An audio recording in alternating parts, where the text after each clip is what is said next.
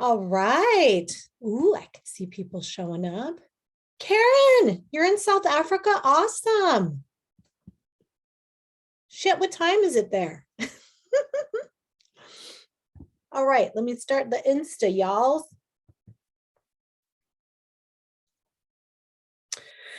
Here we go. Welcome to Wake the Fuck Up Wednesday. Pura vida. I just got back from Costa Rica. I wish I was there longer because going for like 2 fucking seconds was a lot of travel. My original ticket was pretty good. It was like Anchorage to LA, LA to San Jose in Costa Rica. And then they changed that shit to like Anchorage to Seattle, Seattle to LA, LA to Costa Rica. And I was like, oh my gosh. So it added like hours, like half a day of travel.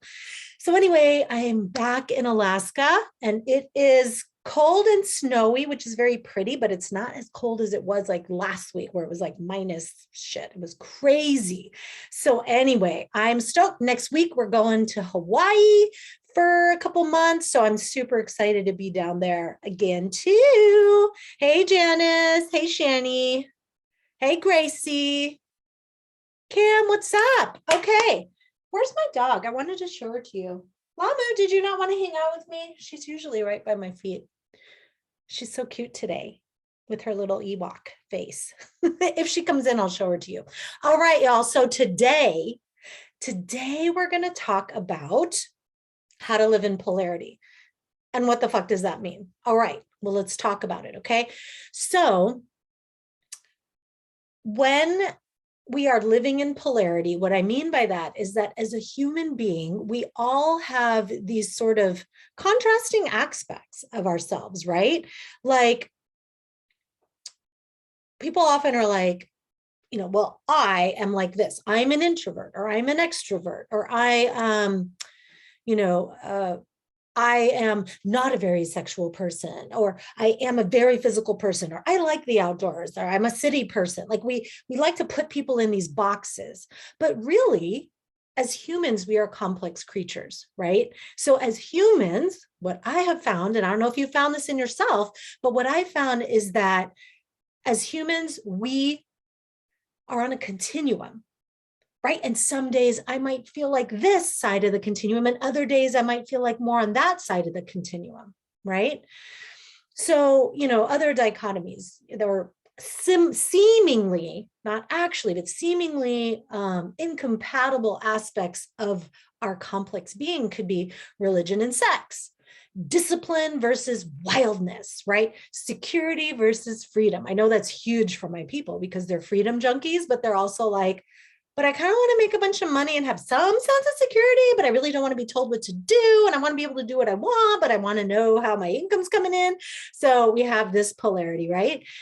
So there's dichotomies everywhere, right? It's in nature. It's yin and yang. Let me, that's why I brought this. I'm going to do some drawing, which is not my forte, but I'm going to do it for you anyway. Okay. So I think you can see this. Yeah. So if you're not familiar with this drawing, right, there's yin and yang. So it's a Taoist image, right? Tai Chi is also the other word. And so it symbolizes how there are these polarities, but that are also part of a continuum. And each of the polarities actually hold aspects of its opposite within it. This, I think, is so much more accurate than are you this or that, right? Than this black and white thinking, right? This polarized thinking. This was the first tattoo I ever got because when I was 18, I was like, I want to get a tattoo, but I know a lot of people regret their tattoos. So like, what do I know is true at 18 that I know I won't change my mind about it? Like when I'm old and wrinkly and my tattoos getting covered by my sagging skin or something, right? And so I got the yin yang symbol. And, if you can see here, the darkness has the light within it and the light has the dark within it. And at its extreme, as the darkness is growing, it morphs into the light. And similarly, as the light reaches its extreme, it morphs into the darkness. And so, we all have all of these aspects, the yin and yang, the masculine and the feminine, these dichotomies within us. And if we are one at one and more than the other at different times, or most of the time, we still have the seed of the other within us, right? Yet our culture tends to ask us to choose one aspect of ourselves or the other, right? Because we're a culture of polarities, especially political right now. Who feels like shit's polarized right now, right? But I think it's a sign of other aspects of our culture that tend to polarize us, right? It's often considered hypocritical to stand with one foot in each of these contrasting spaces, right? We're encouraged and we're forced to choose one or the other, right? And it was so interesting. Like I was on the airplane flying to Costa Rica and I sat next to who I will refer to as the kind Republican. And y'all, we disagreed on fucking everything, but we listened respectfully. There were a few areas where I was like, I can see why you think that way. And he was like, I could see that. I'm open to that. You know, we were talking about privilege, and he was a white male who didn't think he was privileged because he grew up poor. So there was some action going on there talking about that. And we had just such a respectful conversation. And you know where we agreed? Where we agreed was that the world needs to be more kind. Polarities with a bit of the opposite in each other, right? And so yet we're often we're told that we have to choose one or the other. Or like, you know, people will say, oh, you're so hypocritical. How can you be a Buddhist who eats meat? That's so hypocritical. How can you be all about freedom? Then tell me that I should have more discipline in my life. Or how can you claim to, this isn't just specific to me, but these are things I hear. How can you claim to prioritize your children's security, yet you want to get a divorce or quit your job or something, right? People are like, I don't get it. Those things are so different. But what I want to offer is that we are complex and that we need this complexity. It's part of who we are. It's part of nature, right? So oftentimes when we haven't integrated our polarities, we have a lot of cognitive dissonance and we have a lot of tension within us, right? And so, sorry, I'm trying to just level out that camera there. So one example I have is I was doing a wilderness quest. I'm going to change some details for privacy reasons, but I was doing a wilderness fast, sorry, and there was this beautiful person in our group who identified as a man who was desperately torn between two really powerful forces in their life, right?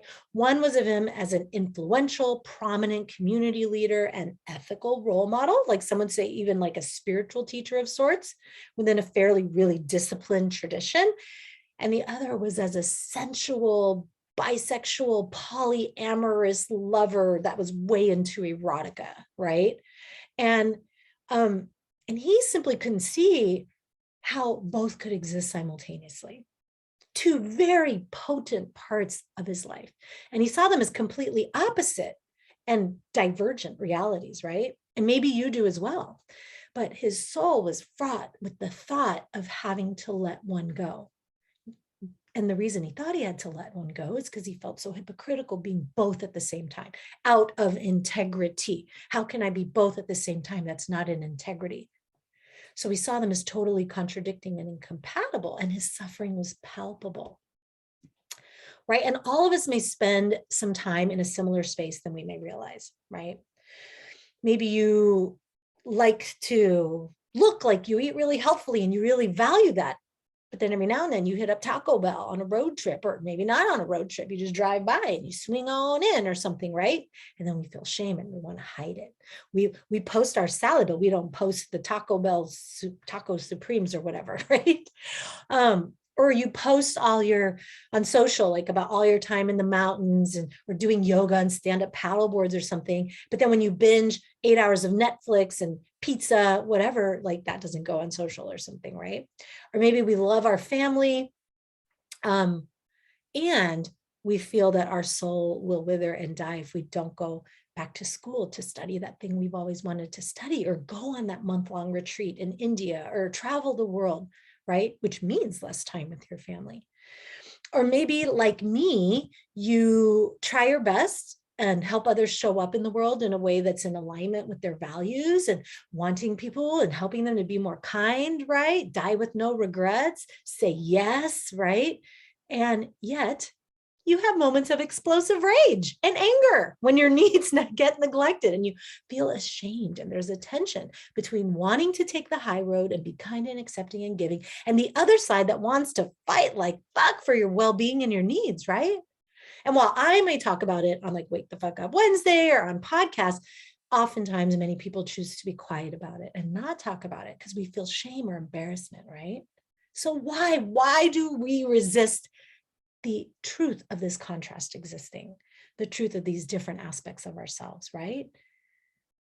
Because being and it's boring, because like being predictable is kind of boring, right? And we are not boring, right? So I want to emphasize here that integrity is not about moral perfection, right? So one definition of integrity is, quote, the quality of being honest and having strong moral principles and moral uprightness, but another, the root integer, the state of being whole and undivided. And look, it's the attempts at dividing who we are into pieces and then neglecting them that tear us apart, right? So it's ignoring our complexity and diversity that actually harms our integrity, right? Our ability to be whole. We all have so many parts of ourselves, right? And I don't mean like multiple personality diagnosis or dissociative disorder, right? In terms of what it's called now. I mean that like in nature, we as humans have contrasting parts of ourselves, like in nature. It's a truth, diverse aspects of ourselves. So I want to invite us all to spend more time becoming whole instead of trying to pick which parts of ourselves we decide is valid or not, right? And instead allow ourselves to be complex and to have polarities and not to cast away these other parts of ourselves, right? So here I want to introduce the concept of the mandorla, another drawing. So, it's kind of like a Venn diagram, all right? So we've got two circles that overlap, right? So a mandorla means almond in Italian, almond shape here.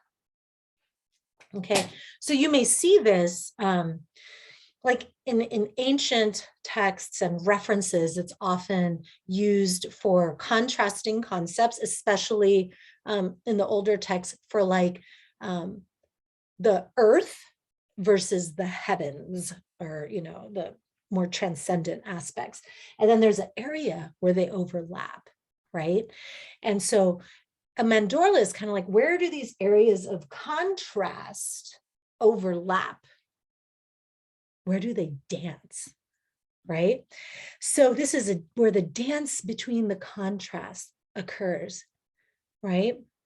And so instead of being like, oh, it's either good or bad, we're like, wait a minute, there's an area of overlap here in who we are and in what we value and what we want to do, right? Because,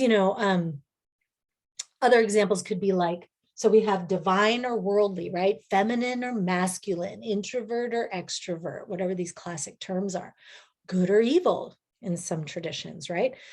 Pure or impure, right? But that is not how most humans roll, right?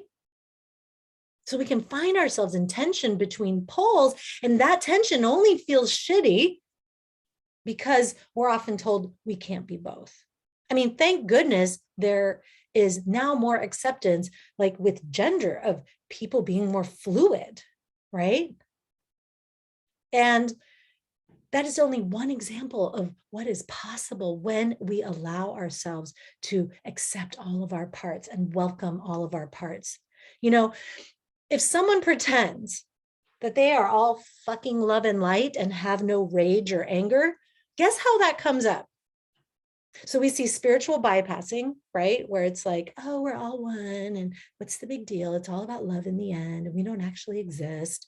And it also comes up in shadow work. Shadow is what we're not aware of. And when we are ignoring the polar opposite, that is where it shows up and surprises us. The people that get drunk and then all of a sudden they're raging and it's like, where the fuck did that come from? Shadow. or people that do shit and deny that it has any impact on other people or completely forget that they did something, right? So it's important that we integrate this, all aspects of ourselves, right? So in the podcast, I talk about in detail an activity you can do to help integrate these two parts, right? So if like first, like you can think about something that you feel a contrast between, like I want to be free, but I also want to have a home, but I can't pick where I should live because then that would give up my freedom and my spontaneity, right? Or I want financial freedom and security. I hate having to worry about how I'm going to make money, but I abhor that kind of security of choosing a job that then I have to like do what someone tells me or whatever, right? Like we think I have to choose one or the other. So think of something where you feel that pull, that kind of cognitive dissonance about these two aspects. And you can do this activity inside or outside. You can like draw it physically with like in the sand or in the dirt, or you can use rocks or leaves or something or twigs. Or you could do it in your room, like you have two areas of your room and you imagine where they overlap. And I go into detail on this on the podcast, but what you can do is you fully embody one side and you advocate for that other side. Like, no, no, no, it's all about being free. Freedom is number one. You can't buy time. You can't buy freedom. Like this is the shit. And then you go to the other side. Oh, so how free are you going to be when you don't have a house and you're fucking like begging people to give you money because you don't have a job and you don't have any income? That doesn't sound very free to me. It sounds like you're on like, so you go back and forth and arguing for one side or the other. Eventually you will get exhausted and you will land here in the mandorla where you can feel they're actually not mutually exclusive. They're actually not polar opposites. There is a place where they dance and they intersect. And that, my friends, is where it's sexy and juicy. And that's where I want you to live. I want you to live at the intersection. Yeah. Right. So if you feel like it's clear that you can choose one or the other, that's not true oppositional aspects of you. That's not for this activity. This is where, when you start out, really thinking that they can't both exist at the same time. All right. So I want you to go to the podcast, have a listen to it, totally grok like what the mandorla activity is. And I'd love for you to do it. And then ask me questions in the Rebel Buddhist Facebook group. If you're listening to this somewhere else and you're not in that group, go to rebelbuddhist.com and then you can download the training kit. You'll get access to the Facebook group. It'll be awesome. So you can ask me questions in there for whatever comes up. Yes, now live in the mandorla. Exactly. Living in the mandorla. This is not Mandalorian Star Wars shit. It's not mandala. This is the mandorla in the almond, living in there. Okay.